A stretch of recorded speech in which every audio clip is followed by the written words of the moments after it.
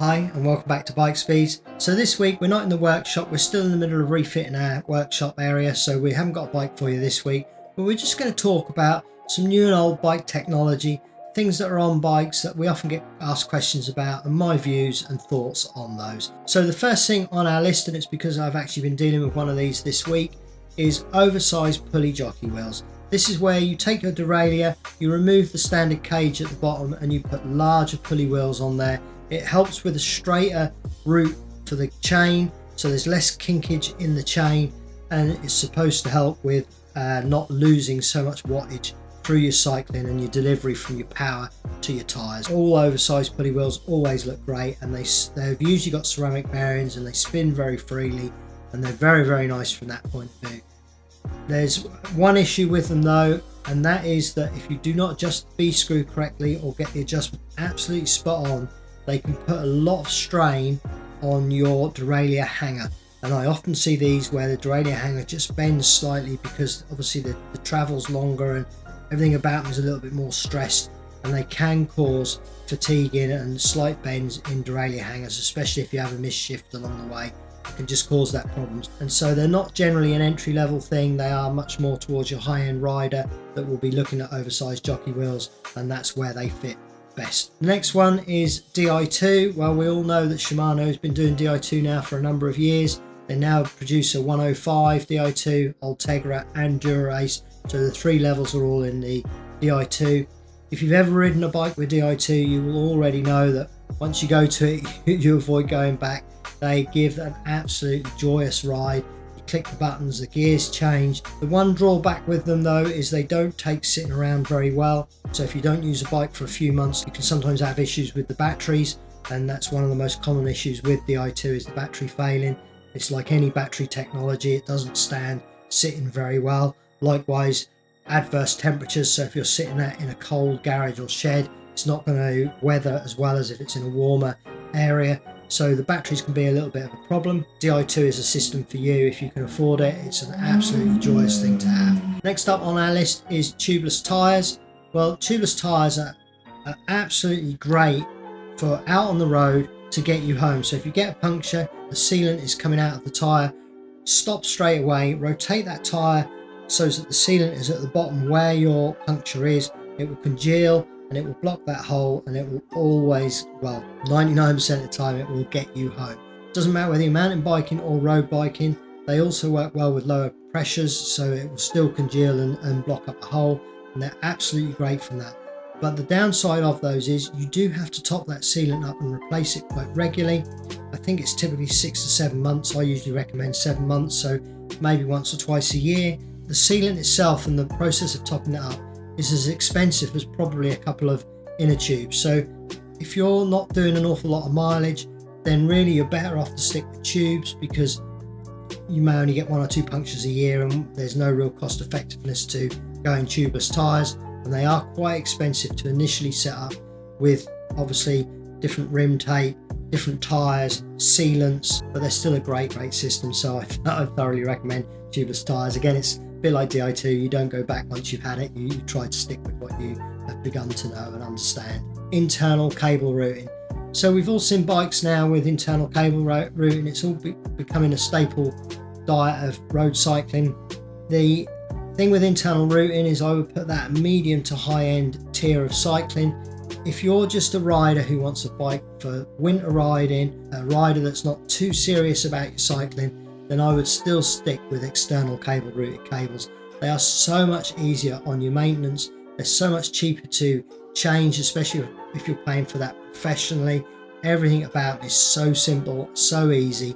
And if you're at that level where you're entry level riding, external cable routing is definitely the way to go. Ceramic bearings. So you can get wheel bearings, bottom bracket bearings, jockey wheel bearings, headset bearings. All these bearings can be changed for ceramic. For me, one of the biggest and best kept secrets in cycling is changing your bearings for quality bearings, especially ceramic bearings. The way a bike rides and the freeness and the smoothness and the way it will freewheel is just leagues different between entry level bearings that are set into most components on a bike and your high-end bearings. For me, that's one of the best bangs for bucks you can get, is to change all your bearings for high-end bearings Wax chains, I've been doing a few of these today myself. The beauty of a wax chain is it will keep your drivetrain, the entirety of the bike, much cleaner. You don't get that blackness on the oil on the chain. You don't get the blackness and build up in your jockey wheels and on your front chain ring, and just that dirtiness that you get with a bike when it's used. There is some discussion about wattage advantages and delivery of power and everything else, but for me it's all about keeping the drivetrain clean. They do take a little bit of maintenance. You need to dry them off each ride, and then you need to obviously get them re-waxed quite regularly, where if you're at home and you've got your oil can, you can just oil the bike up quite freely and easily every ride if you wanted to. So disc brakes, most group sets now are moving over towards disc brakes. The issue with disc brakes is they do need quite a bit of maintenance. The disc itself can impregnate with oils and greases, road film. If you get a little bit of grit in your pads, that will score the disc itself, so that will often need work to keep that looking fresh and nice. The pads themselves will need to come out, the calipers will be cleaned quite regularly. So again, if you're not a DIY mechanic, but most group sets now are moving over towards disc brakes. Most frame manufacturers are now moving over towards having fittings for disc brakes on their frames. But for me personally, I still don't think you can beat a rim brake for simplicity, plenty of power on the pull. If I had the choice of two, I'd go rim brakes, but obviously we're all different. I'm sure you'll put in the comments below which braking system you're using and which you prefer and why. There are no right and wrongs really, but drop in the comments below what you think on that one. The next one is internal stem headset bearings. Well, with that's where the cables will go into the handlebars, they'll go through the stem, through the headset and off into the frame. Now for me, this is high end. You don't want to be getting involved with this if you're an average rider or a hobbyist. You really only want that if you're racing bikes and you have a race bike specific for racing. When you have to replace your headset bearing, you are talking, most of these bikes actually have Di2, but you're talking new cables, possibly having brakes bled and new pipes put through to get all that apart in order to get that headset bearing out. They're extremely time consuming to change. I actually personally love the challenge of those. They're always fiddly and they're always throw up curveballs, and I quite enjoy doing them, but I am a little bit unique. There's a lot of bike shops won't even tackle those. So one by drivetrain, so they're very geographical specific and also riding specific. You need to know exactly what riding you're doing for a one by system to work. Often it's a 2x or a 3x that will actually be way more suited to your needs than a 1x system. So don't get carried away by thinking, oh, I've got to have a 1x because that's the latest fashion. It doesn't always work. It depends where you are and what you're doing with that bike as to whether that's going to work for you.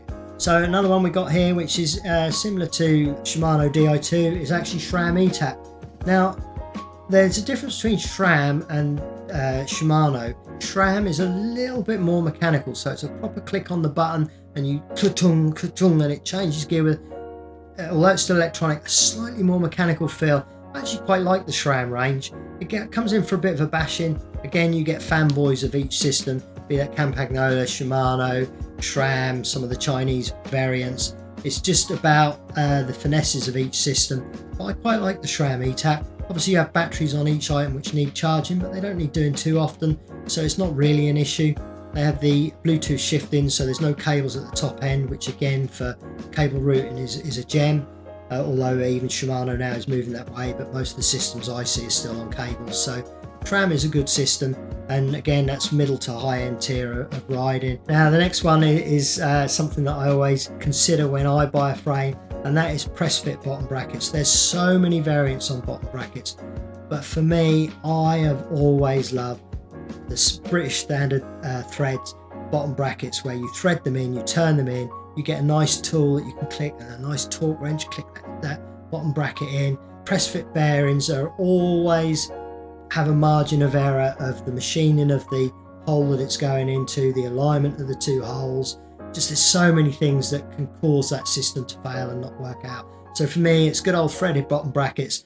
I'm still a fanboy of those, and certainly from a mechanical aspect of me servicing a bike, that for me is the one that works the best. Deep section wheels. So obviously that's one of the upgrades in many forums and user groups on various medias. Everyone talks about the upgrade of your wheels and getting a deep section wheel. There's no doubt about it, they ride smoother, and certainly if you're into time trialing, they're an absolute go-to. Disc wheels on the back even will make a world of difference to your riding. So yes, they're good, and in this day and age, price points are everywhere. So you can go deep section aluminium right up to deep section carbon fiber, lightweight wheels, different spokes, different hubs.